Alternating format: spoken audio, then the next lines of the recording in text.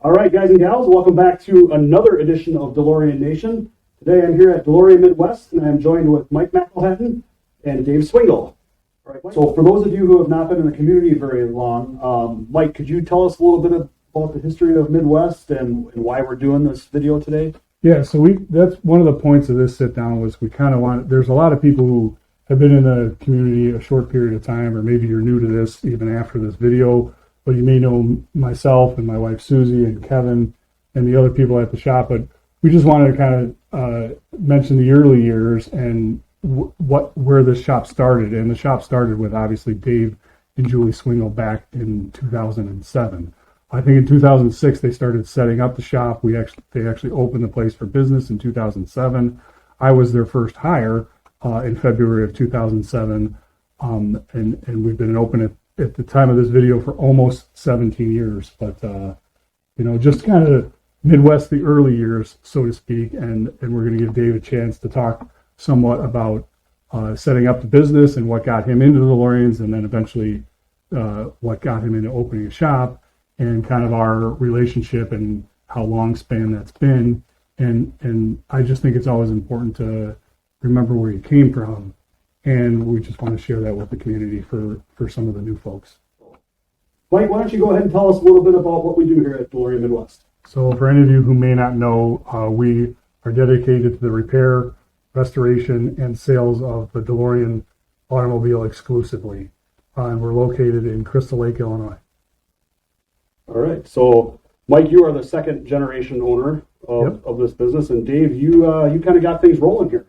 So let's start from the top and just talk about what got you interested in DeLoreans to begin with. Well, I got interested in DeLoreans I was always kind of a car guy, and I absolutely detested doing paint and body work. Yeah. Little do I know, right. I know, but so it's like, stainless car, no paint. I was already around when the car came out, and it kind of caught my attention at the time. Some of the earliest pictures I have of the car I took at the 1982 Chicago Auto Show. No kidding. So it was always an interest to me, and I got to where, my son was like an age where, hey, we needed father-son project, so let's go look at DeLoreans. And I found my DeLorean. The first one I bought was in 1998. I found it in the local newspaper. And that's local here in Crystal Lake. Crystal Lake, Crystal Lake, Illinois, where the shop is here. I've been in Crystal Lake for 40 years now. But so that it was a locally advertised car. Just before that, I had gone to the 1997 DOA convention in Nashville. That was really the first event I ever went to, and that kind of cemented the deal. And then it's like, okay, well, let's look for cars, and this was all pre-internet, so you just look in the paper. Yeah. And watch car shows and go to Volo and that kind of stuff. So that was the initial deal. So it was just, at that point, it was a hobby. It was a car I had to do at that point, being a 16-year-old car, it didn't need like a major restoration, and it was a running and driving car. I drove home from an aircraft hangar in Kenosha. No kidding. So it was not a detailed job to get that going. So you were into other classic cars before that, or was the DeLorean kind of your first classic car, so to say? Well, that was really the first purposely bought classic car. I'm old enough that my first car I bought as a driver was a 65 Mustang. Oh, no kidding. Okay. For $250. And as a running driving car. Yeah. So that was so I'd always been, and I was always too cheap to pay people to work on my cars, so that's how I kind of learned, the car repair. I think I can relate to that, actually. Yeah. And that was true even with the DeLorean. Yeah. And I kind of worked along I worked on my own DeLorean, got connected with the local club. That was kind of how I got connected with vendors. And the local club around here is? It was DeLorean Midwest Connection, at the time. The thing that was interesting, at the time I worked at Motorola, and the guy that was the president of the local club also worked at Motorola. We didn't know each other. This is real early internet, and that's how I found him. Okay. And it turned out we worked in the same building. No kidding. So, and that was kind of a strange one. So his DeLorean wasn't parked outside next to your DeLorean at any point? No, never. He had 2 or 3 of them at the time, sure, and lived a few blocks from the company, and I never saw it. I had never seen it in the parking lot. But he was the local club president. I kind of became the technical guy of the club.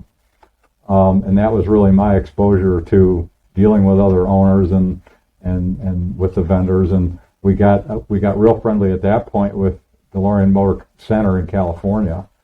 And that was Don Steger. Don Steger. Yeah. He was kind of our technical consultant at the time. He would come out and help us with tech days. And, he at the time there were just kind of the big three vendors that you dealt with. And Sure. I bought from all three of them. You kind of shop around and see what's on sale, and that was kind of how we did things. Not a bad thing to have options once in a while, stuff like that. Yeah. So fast forward from there, so you kind of got into fixing your own stuff and being the tech guy of the group. Mm-hmm. At what point did you decide, hey, I'm going to open up my own shop and start DeLorean Midwest? Stephen Wynn had decided over time that it would behoove him to have multiple locations, and he was still kind of feeling things out.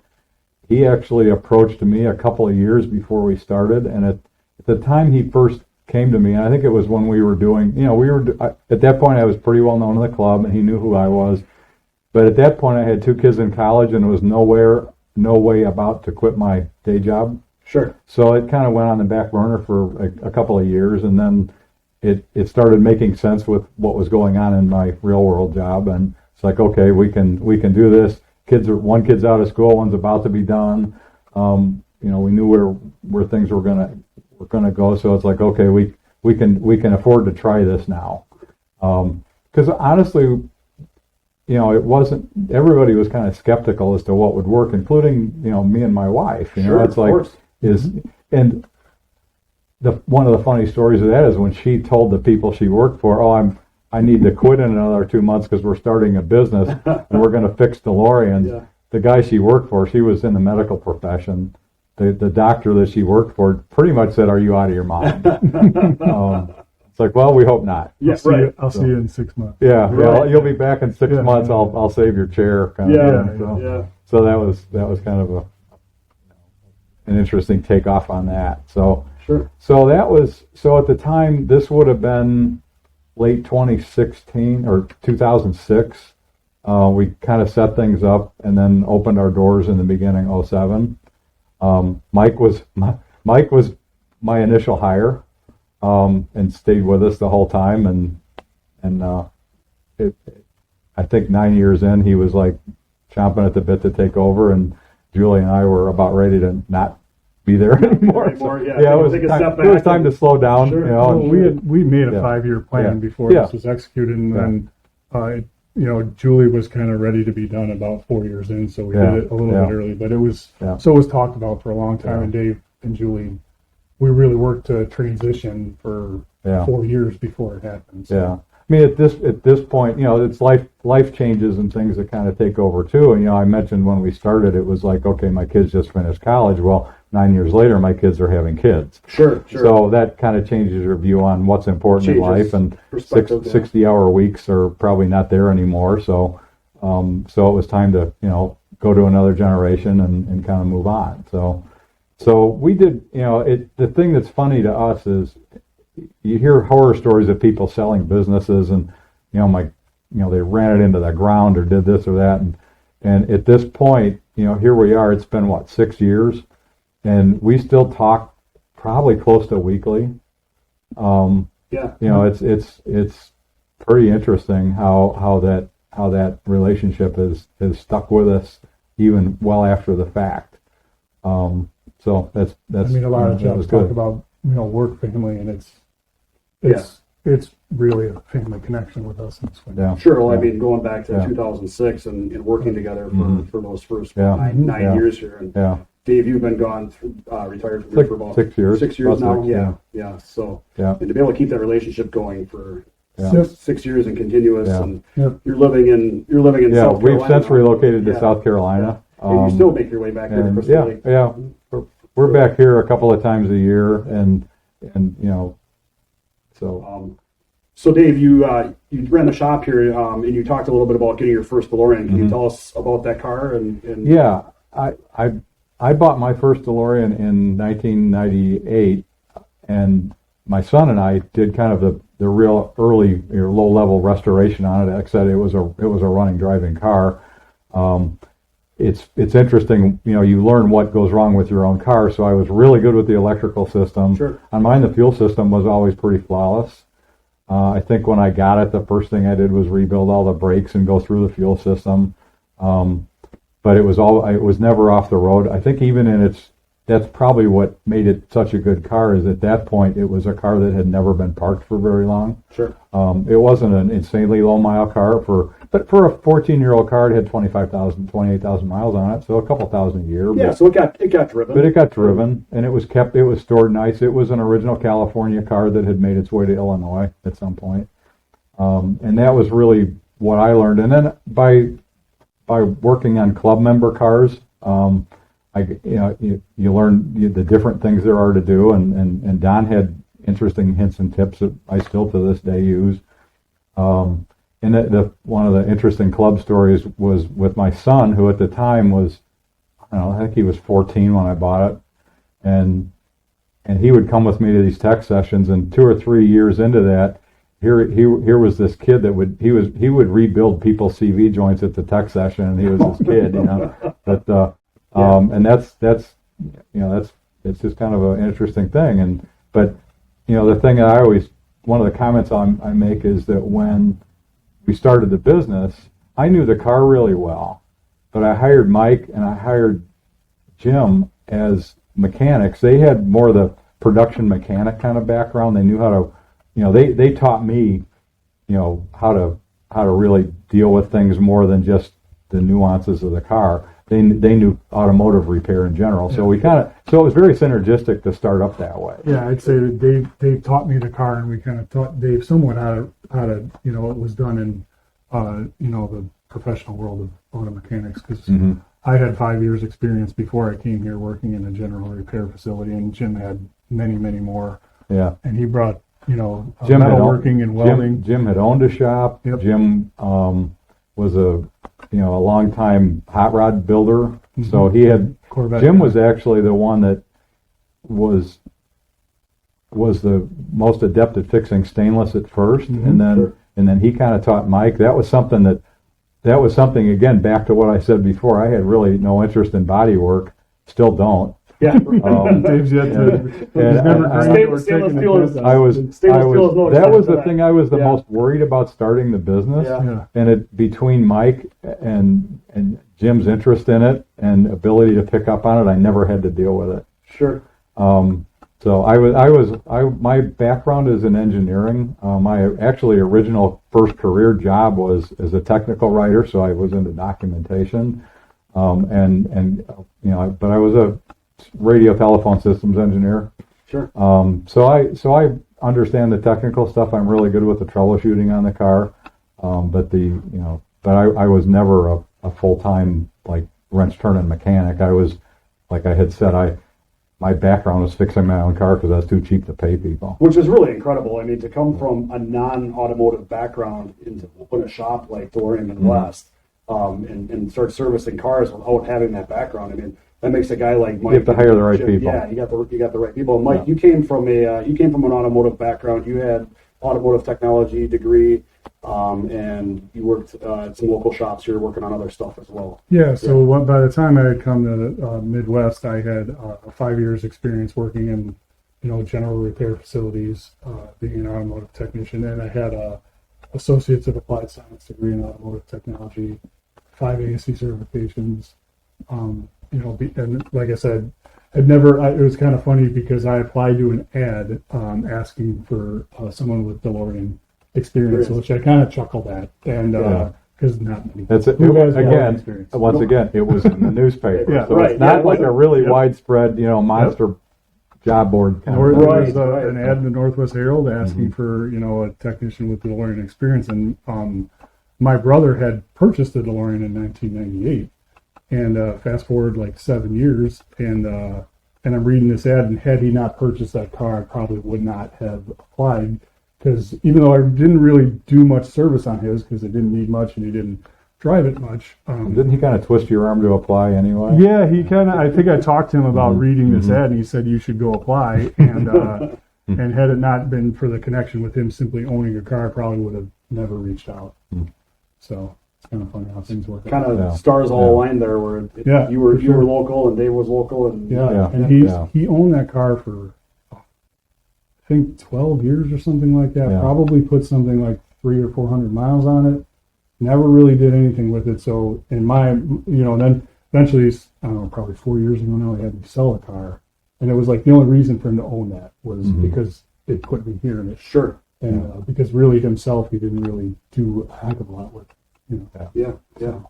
I owned my car up until it's been about 2 years now. I was going to say, I thought I remember hearing you say you sold that car. So, It's kind of a goofy story because at the time I had the thing, pushing 20 something years, and I wasn't really driving it very much. My advice to our customers had always been, if you're not burning through a tank of gas or two a year, you're not driving it enough. Sure. And I was starting to get there with it. And I was finding myself having to drive it just to drive Just to drive it, yeah. And it's like, okay, this isn't working. It's time to do something else. And besides, Mike's here with a shop full of cars. If I ever feel the urge, he always needs test driving. Yeah, true. So I put the car up for sale, sold it. It ended up in Japan. Oh my gosh. And then we decided to move. Okay. And it was kind of lucky because where we moved, 3-car garages were kind of hard to come by. Yeah. I had to actually build another garage. And I've seen photos of And your... so now I'm kind of like back of the napkin. Okay, now what do I?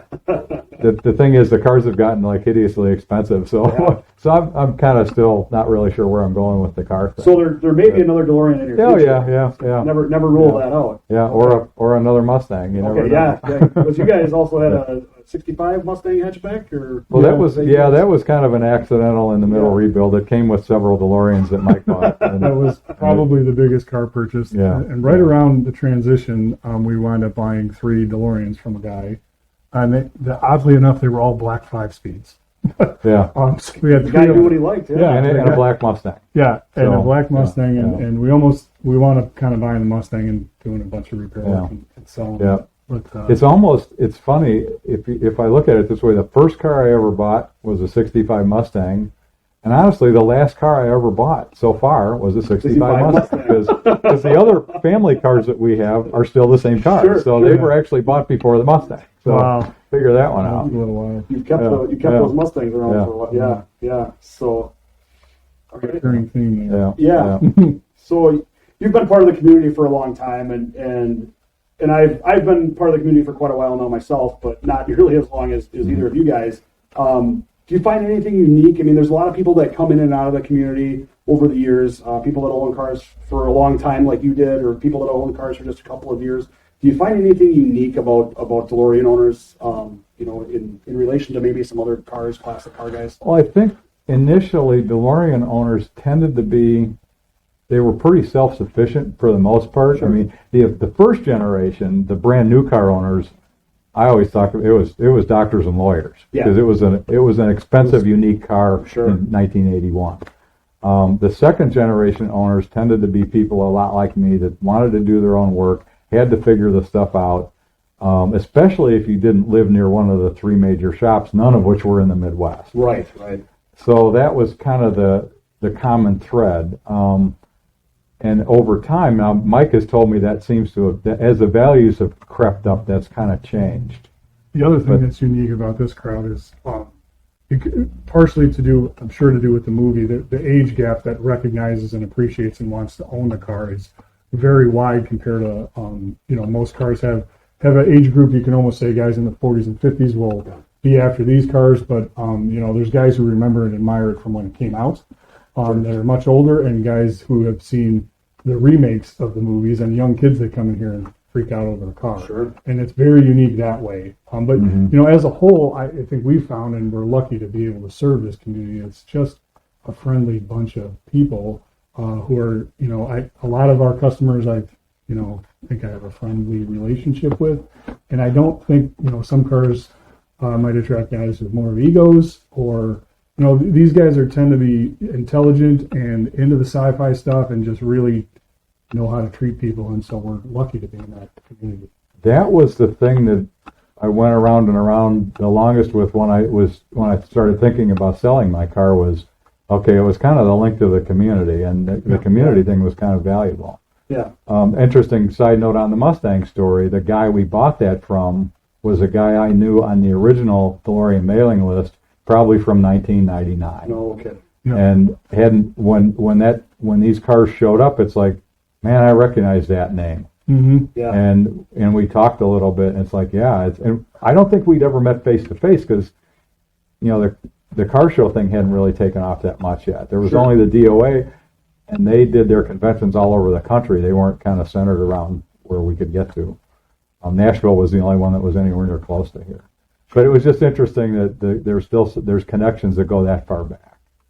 That's incredible. And so you at some point started an open house here biannually. Is that correct? Yeah, So that was every odd year. Well, when we opened up in, like I said, it was 2007, and that was a way to kick off the business. So we said, well, let's do, we advertised an open house to the entire mailing list of the company, plus on the social media sites and stuff like that. And that just kind of became okay, we'll do this. And at the same time, the DeLorean Car Show was running. They were running in the even years. Right. Because So, it's always a big job. It's too big of a job to do it every year. right. So we kind of just would do the offset on there. They would do their big show, every other even year, and we just, okay, we'll just do the odd ones. And we would just it was just a big hangout at the shop thing, but they got pretty good size. I mean, we would have, they would typically get 100 cars at a DCS, and we were happy to get 15 or 20, and I don't know, I think we've had more than that at the last If you couple. count service, usually we get about 25 to 30 cars. Drive-ups, Lately, yeah. they've been kind of growing, Mhm. and then we have 25 to 30 cars in for service, so we're hitting that like 55 car count. Yeah. And yes, roughly half of those are service cars, and Yeah. so a lot of the customers who are in here for service also They'll come to visit so their it's hard cars. to say how many would show up Yeah. if it weren't for Yeah. what we typically house, Yeah. but DCS and Ken's shows and then Rich's shows definitely draw more, but it's kind of the big event typically Yeah. in the off years of DCS. But And we were surprised that we've had people fly in from as far away as California to come to the show here. yeah, So it's a bigger draw than you think it's going to be. And we did double up with DCS, which took place just down the road, Mhm. Yep. which certainly didn't hurt our numbers. but we have done the show, our open house, or we kind of see it as like a customer appreciation. Sure. Where we invite all of our customers Mm-hmm. in, and they just have a day of really what these guys want is to park their cars next to each other Yeah. and just socialize, and Yeah. and that's really, and we'll feed them and obviously open up the facility that most of them have seen, but there's always some new owners, and sure. and Yep. get them to walk around here and like I said, just socialize. But yes, consistently every 2 years since we've opened, we've had an open house, and it's great to be able to invite everyone to that. Yeah, that was kind of a contrast from the DCS shows. We didn't have much we didn't bring in outside entertainment. We typically have a PA system and an iPad, Yep. and we didn't charge admission. It was just people show up and like you said, we would feed them Yeah. and then cut deals with local hotels, and that was kind of the extent of the thing. It was very much the social aspect part of the DCS thing without the entertainment and the big dinners and all that. And for those of you who haven't been to one of the open houses here at DeLorean Midwest, I can tell you from both an employee standpoint and from a customer standpoint, it's a fantastic time. I would look forward to that so much every other year. And we do too. I mean, it's just it's any job can get to be monotonous, and Yeah. the cars. It's great to be. I always say it's great to be an expert at what we do, and that's not because I'm any more intelligent than any other mechanic out there. Sure. It's just that I've done DeLoreans and only DeLoreans for going on 17 years now. Yeah. So Mhm. if you think about that, in 2,000 man hours a year, I spend 34,000 man hours repairing or selling or all parts of this business, and just because of repetition, that is we're uniquely good at that job. But so I where else it was mean going. we've serviced here. I think we're almost 1,100 cars or Yeah, what's more. the tag number are you We're at up to now? 1,500 service tickets. tickets. So yeah, Okay. obviously some have been in multiple Yeah, times. yeah. Yep. And the open houses for us, like I say, it gives us a new charge Yeah. because we get to see the customers and how excited they are about the cars and to see the shop, and so appreciative of what my staff does here and repairs they get here, and it's it gives us a boost. Yeah. And keeps us going, and after the show we're just that much more charged up to keep doing what we're doing, keep serving the community, keep servicing these cars, and so it benefits both sides. And I personally, I really love it because you meet people online, and it gives you an opportunity to meet them. Meet people in person that you've talked to online or seen post online. You can put a name with a face. You build a relationship with this kind of computer person, and then it's great to connect with them in real life at a show. Yeah, absolutely. Yeah. See what they've done to their cars, right? All this kind of stuff. Because again, uniquely to DeLorean, we've got multiple different facets within, because we have people who do time machines, people who are purists, and people who just want to drive the heck out of the cars and enjoy them, people who want to modify the cars and improve them, and so there's kind of these subcultures within this niche community, which it's all part of the world of DeLorean, and it's kind of a neat thing to be a part of. One of the things we used to say was that there's really no two of them alike. Even though they all look the same, they're really not. They're really not. Just because at this point, at this time into it, the storage has been so completely different. Who's owned them has been completely different, and they came off the assembly line kind of not all the same either. So it's kind of cool to see them side by side sometimes. There's a quote I always repeat from Jeff Seiner, who ran the QA centers and wrote the technical manual and worked for DeLorean back in the days. But he said they would receive the cars in, and some of the cars were, when they first came in, they had to do, I think he was saying, like over 40 hours of repair work to each car, because they were just poorly done, and their job was to improve them before they went to the dealership, so the dealerships got a polished car. Didn't he say there were some that came in, it looked like they had installed the interior from across the room? He said some physically had the parts in the car and not. But it was the quote that he said that I still use to this day, because I think it's only got worse, but he said, they're building snowflakes over there because there's no two alike. and that was true, because they were hand-built cars, and they were building them for the first time and figuring these things out. And they've only gotten more unique in the last 40 years of the condition they're in, and the mods people have done to them, and the owners, and how they've been cared for and serviced, and so on. But see, if you think about how the company started in Ireland, they didn't hire anybody that knew how to build cars. Sure. Where even the car companies now that start, like think Tesla or Rivian or some of these other ones, they've got a U.S. car industry to pull from. They use leftover U.S. factories. They can find people that have been doing this for a while. The Irish didn't have that. They were starting from scratch. So it's kind of astounding that they got built at all. But they were eager to, Jeff would also tell stories of the cars would come in and they'd have a list of complaints. And they'd send it off to the factory and say, this is wrong, this is wrong, this is wrong. And he said the next shipment, those were all gone. And so they were able to adapt quickly. They were eager to please. And if you gave him the right direction, where he came from a GM background, it was so bureaucratically difficult to make quick change. Sure. And an engineer walks into a assembly line, and they're like, all of a sudden they want to union up on you, and they don't want to change anything, because there's all this, there's all this, red tape you have to get through to make change at that level. But that was very different with these guys who, really eager, yet needed a lot of guidance. He said he walked into the plant, and they were eager to. They wanted to be like, what improvements do you want? And this is just stuff that he's mentioned at the last DCS, and I'm repeating some of it. Very cool. So Dave, you sold your DeLorean, and so you're now without a car. In the event you do find another one down the road, I'm working on that. I know a guy. He's really good at tracking cars down. It'd be cool to get Dave back into it. He's got a few to choose from. We got a couple of really nice ones here for sale. But what is your ideal DeLorean like? Gray interior, black interior, manual? I'm still partial to the one I had. It was a gray 5-speed. Okay. I mean, what I keep talking about, this getting another car thing, whether it's a DeLorean or not a DeLorean, is it will definitely be a manual. Okay. I kind of missed that. Yeah. Up until the last car I bought, I've always had manual transmission cars, and the DeLorean was one of them. But even my regular daily cars tended to be manual transmission cars, and I kind of miss it at this point. And what's kind of strange is I moved down to South Carolina, where there's a lot more twisty, turny roads and mountains and stuff like that, where it's kind of, there's a lot more fun, challenging driving than there is here in the flatlands. Spirited And drive, and it's like, I mean, the cars I have are pretty good cars for that, but a manual would just be kind of that much different. So that's kind of what I'd be looking for. Fantastic. Haven't decided whether to try to find one where there without an engine in it.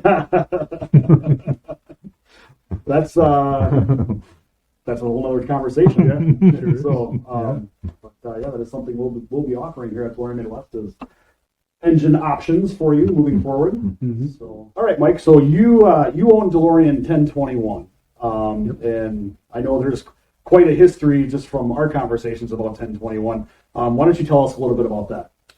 So probably about a year after I started working on the cars, working for Dave, I found a car. I'm pretty sure it was on Craigslist, and Dave would call it, rightfully so, the proverbial little old lady's car. And the history on that one, on 1021, was I believe the lady we bought it from owned it since about 84. So when the car was pretty new, she had it, and she was a little old single lady. By the time the car came into my hands, she was older. And she was an airline pilot, and she had actually passed away and given the car to her caregiver, who had been taking care of her the last couple of years. I gave her like a couple-year-old Chrysler, and this DeLorean lady didn't know what to do with it. Values have changed considerably since then, and interest in then, but at the time it was sitting on Craigslist. Nobody was interested in it. This woman was not. Her son was not. And I think the car was priced at $15,000 at the time.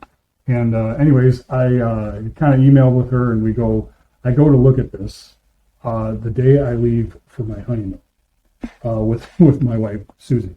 And so we go look at the car, and I think I had like $6,000 ready to give this woman, and I kind of wanted to sew it up before we were supposed to get on a plane late that afternoon and fly off for our honeymoon. So without even consulting my new wife, I said, well, we're just going to buy the car. I'm going to use $6,000 of my money, and the rest Susie's going to pay for her.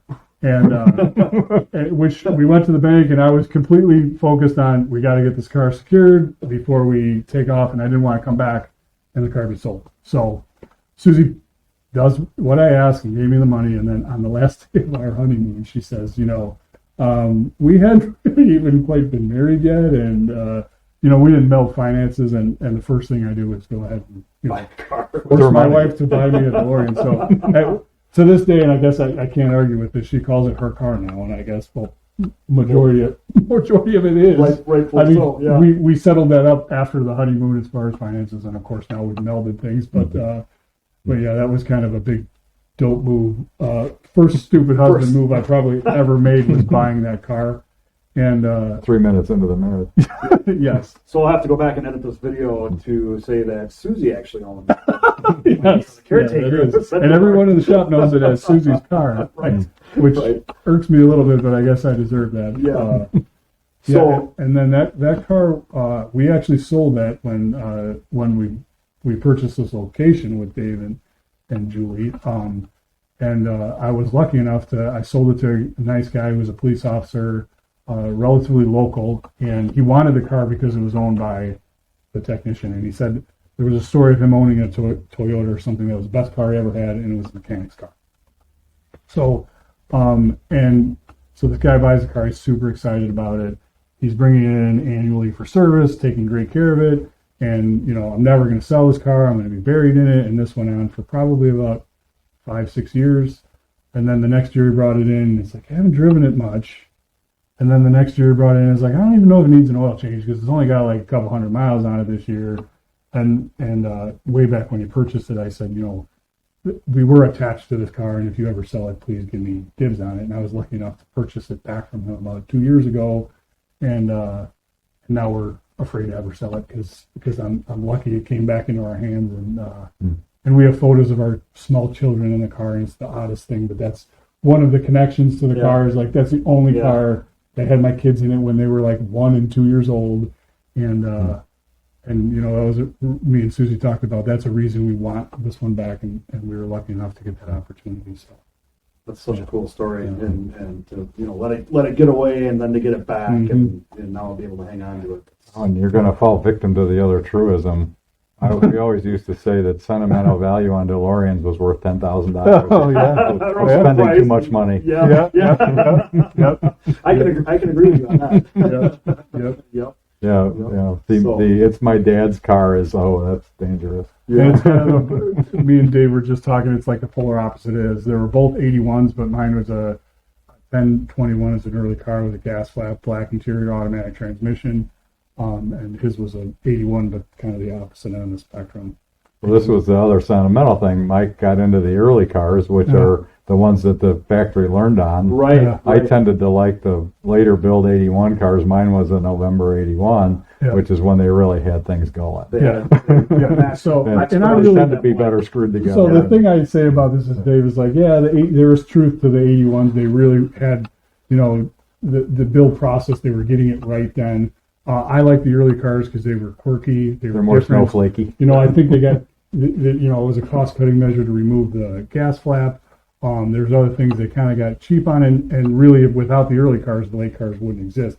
But the truth really is, I owned the early car. That's why I like them. And Dave owned the later car. That's right. That's why. And that's why I Exactly. like it, because there isn't that much difference between them, Right. and you tend to like what you have and Yeah. learn the nuances of it and Sure. appreciate it. So Sure. you Yeah. So you guys go way back, right? So, DeLoreans aside, you answered a call to apply for a job here at Midwest. Where did you guys actually first meet? Did you meet when you came in for an interview, or how did that all play out? yeah, you want to. Well, Mike, you said we had put the ad in the paper, and we actually got 3 responses. Nobody with any DeLorean experience. Sure.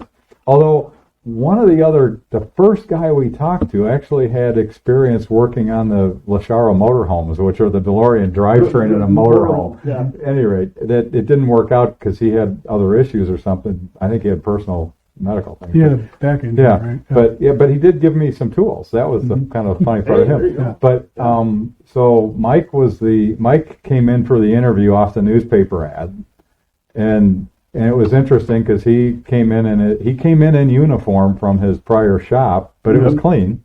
I mean, you can't trust a mechanic that's not there. Right? The thing that we found kind of fascinating with Mike is he had his ASE and he had gone to school, college to learn auto mechanics. Obviously no K-Jet, no DeLorean experience. Sure. But prior to that, he was in the banking business. So he was more than, I'll use one of Steven's terms here, he was not a mechanic with his brain in the toolbox. And it's kind of showed with how he's done with taking over and running the business and stuff. So that was kind of that. So he was the first real full-time employee, and then Jim was the other person we hired at the same time who was always part-time. That was just a different circumstance. Sure. So it was you and Julie and Mike. Jim. Yeah, Mike. Yeah. And now in the early years of the business, keeping in mind of the economic state of the country, we started in early 2007. Not exactly a great time. Oh, it was for the first 9 months. Yeah. And then at the end of 2007, early 8 was the financial crash, real estate crash, the whole bit. And that's when we had customers pulling out cars before they were finished because they ran out of money or whatever. Sure. And it's like, okay, it's going to be us 3. And I would work in the office when I had to. I'd go help Mike fix cars when we had to, and Julie was in here selling parts all over the world. So that was actually something that we kind of got our way through, and because of the varied skill sets that all of us had, we made a go of it. You guys all brought something to the table. Put pieces of the pie together to make it. Yeah. It was a scary time, quite honestly. It was like, man, I would always kind of track backlog because I was, I had been in the, real world businessy kind of stuff. And there was times we didn't know what we would be doing 2 weeks out, but something's going to come in. I don't know what's your backlog now. It's kind of funny, but yeah, not 2 weeks. Yeah. No. So that was as thin as it got. It never. I don't think we ever didn't have something to do. Mm-hmm. But there were times when we were like, maybe we should figure out how to put our own seat leather on because that's something we wouldn't have to sub out. And We've done one set. And we did one set. Mike and Julie did it, and we decided this isn't something we want to do. I can honestly say from doing my own seat covers, that's probably one of my least favorite jobs to do. My hands, I don't think I've ever been so sore. I think it took me about 8 hours to do the first one and maybe 4 hours to do the second. And that would be really hard to charge for. Yeah. Why did it take you 8 hours to put this cover? Yeah. So you get things going. How long did it take you to really get the business kind of up and running? From a standpoint of having a consistent turnover of work. Because it was a DeLorean Motor Company franchise at the time, they had their system honestly was pretty good, and we followed it pretty tightly, and it worked. I was honestly fairly skeptical. This is the funny one. I had never having been in the car repair business. It's like, man, this stuff's expensive. Sure. I'd always done all my own work, and I think of a brake job as costing about $28, for a set of brake pads. Right. And so that was kind of that was the mental leap for me, but we did fairly well from the get go. I thought. I mean, it always obviously starting a business, we kind of had to go into it assuming that we better be able to live without any income for the first year, and there's obviously. We rented a building, but we had to build it out and buy equipment and buy lifts and the tools we didn't have already and buy a parts inventory and things like that. So there was cash flow fairly immediately, but as far as when you really start turning a profit, there's some time in there before it really gets going. But then it was always like I said, I never thought once we were 6 months into it, I never thought it would fail. Okay, Mike, so we've asked Dave about your interview and his side of things of when you first came in for your first time working here at DeLorean Midwest. Why don't you tell us your side of the story of how things played out? So it's funny how some of the stuff I remember is similar and yet different, but I do remember we were told in trade school to show up in a clean uniform. That was the plan, and I showed up and talked to David, and I remember at that point he had already he was pretty much in the building and set up. The lifts were in. Maybe a few things had to be wrapped up. He didn't have occupancy yet, but cars were already in the facility. So Dave taking me out in the shop and us talking, and we talked for quite a while. It was probably a 45-plus minute interview, and I remember, I think, Susie asked me like how it went afterwards, and I was like, I'm not sure because I didn't do much talking. I personally am a bad interviewer. I tend to try to sell the job as opposed to figuring out if the guy's any good. Well, it was great because it was good to talk to Dave, and when you get him talking about DeLoreans, you can tell he was passionate about this and he was knowledgeable. And I had come from a similar, I worked for a guy previously who came from office job and into mechanics, and it was very much so the guy didn't know cars at all. Sure. And I remember that being, a reason for me to not want the job because I didn't want to repeat that scenario because there was a lot of when I went to trying to sell stuff, you had to there was a barrier making the guy understand that, this is something that has to be done, and he didn't quite understand the repairs. But, this exchange with Dave, I knew obviously he had come from an office background, but he knew what he was talking about with the cars. He was not, white collar. He had spent a lot of time in his own garage redoing cars. I'm sure you told me at that time, I still remember the project you call crash and burn, right? Mm-hmm. And so he took a burnt car and a crash car and kind of stripped them both down and made one good out of that. So he's kind of completely all over two cars. Yeah. And in front to back, that's pretty extensive repair. And he had been, like you said, technical director. So Dave was very knowledgeable about the cars and kind of put that to ease. And then I remember talking with Julie and very polite interaction with her. And then I actually got a call and they said, well, they weren't going to hire me. They had hired another guy and they were hoping to add a tech in 3 to 6 months if things went well. And then that guy actually wound up working one day. Shouldn't have picked the wrong day. He was unloading the truck, I remember this, of parts from Texas and hurt his back and was coming back to work from a back injury. So not a good idea to start your first day unloading a truck when you're coming back from a back injury. But I benefited from this and got a phone call and really became the first full-time hire. And And I remember Jim started before me because he didn't have to give notice.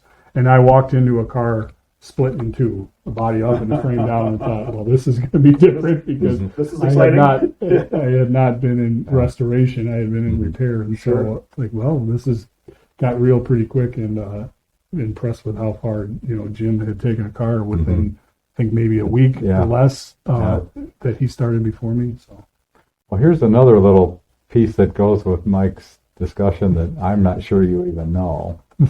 But when we went through this initial interview process, I was not sold on Mike because of the experience level. Sure. Julie sold me on Mike. Okay.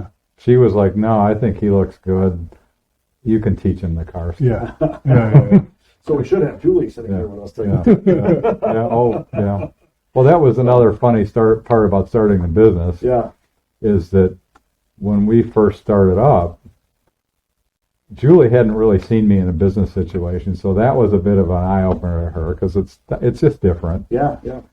But the funny thing was, I think it was before we opened, and we were having discussions about how to do stuff or not do stuff, and we would discuss things, but then we would do it my way. She asked me, "Do you want me involved in this?" Yeah. And I said, "I don't think I could do it without you being involved in it." And at that point, she was okay, settled down, and we ran it together the whole time. Same thing with me, Susan. Yeah. I was going to say that's a. I mean, that's somebody a very kind of has to make some decisions and have some authority, but there's no way I could do this without Susie. There's so much skill set, accounting wise and HR wise, and the way she treats our employees, and it would fall apart without. And there was that other piece, it wouldn't work. No. Yeah, and obviously I didn't work for you and Julie, Dave, but I have worked for you and Susie, Mike, and it's definitely, from my perspective, very much a team effort. There was definitely synergies between the two. I was not a huge fan of talking to people on the phone. I mean, Julie likes doing that. Sure. Her prior occupation before here is she worked for a doctor. And it was a surgical center kind of thing. Sure. I won't get more detail on that, but one of her jobs was to call patients the night before they came in and say, here's what you're going to expect, and this and this and this. And she did the same thing with car customers. It's like, okay, when your car comes in here, we're going to do an inspection and you're going to get this, and a couple of weeks later you'll get an estimate, and then we'll talk through the estimate and we'll advise you. The whole process, she would spell that out to people. Oh, yep, laid everything out as to how things were going to happen and what to expect. So I had the technical background, she had the people skills background, and we kind of figured out accounting. And Susie coming in was an accountant, right? So she knew the stuff. And Susie actually, my understanding, you might elaborate on the story, when Mike met Susie, she had just finished rebuilding an engine. Yes, is that true? Yes, that's true. I did not know that story. So when we first met, I was just started, going to trade school, and she probably knew more about cars than me at the time. No kidding. And because she had just had an engine blow up in her personal car, and her dad did a rebuild of this, and she had probably finished that within a few months of us meeting. And so that was the most involved she ever got with a car, but she had just been through the process. So I probably had not taken an engines class yet, and she kind of understood the internal workings of an engine more so than I did, which is wild because at this point she's on the accounting side of it, and she doesn't understand probably even what she did back then. But that was a lot. It's funny you remember that. That's a story I haven't heard. That's bad. Yep. So she got dirty at one point. Oh, it's not too late. Julie, on the other hand, always said, "I don't get my hands dirty." She would come out and help us bleed brakes, and that was about as far as she wanted to go. She got in the shop once in a while, then. Yeah, fantastic. So that's going to about wrap up our interview here with you, Dave. I'd personally like to thank you for making your way all the way up here from South Carolina. Mike and I have been trying to get this sit-down chat with you since we started DeLorean Nation about a year ago now. Yep. So glad we were finally able to put it all together, and just thankful that you're here and we're moving to talk thank you. So that's it for now. You guys can tune in next time. We'll have another episode coming up shortly. But I'd like to let everybody know that we have a new email and a new website. So our website is DeLoreanMidwest.com. And Mike, can you tell some of the emails? Yeah, so it's pretty simple on emails. We have Mike at DeLoreanMW.com, Susie at DeLoreanMW.com, Josh at DeLoreanMW.com, which we will elaborate on that in a future video, I'm sure, and info at DeLoreanMW.com. So there's all the email addresses. The old ones we are no longer able to be reached at, so please remember those when you're trying to reach out. All right, guys, thanks for tuning in to DeLorean Nation. Until next time.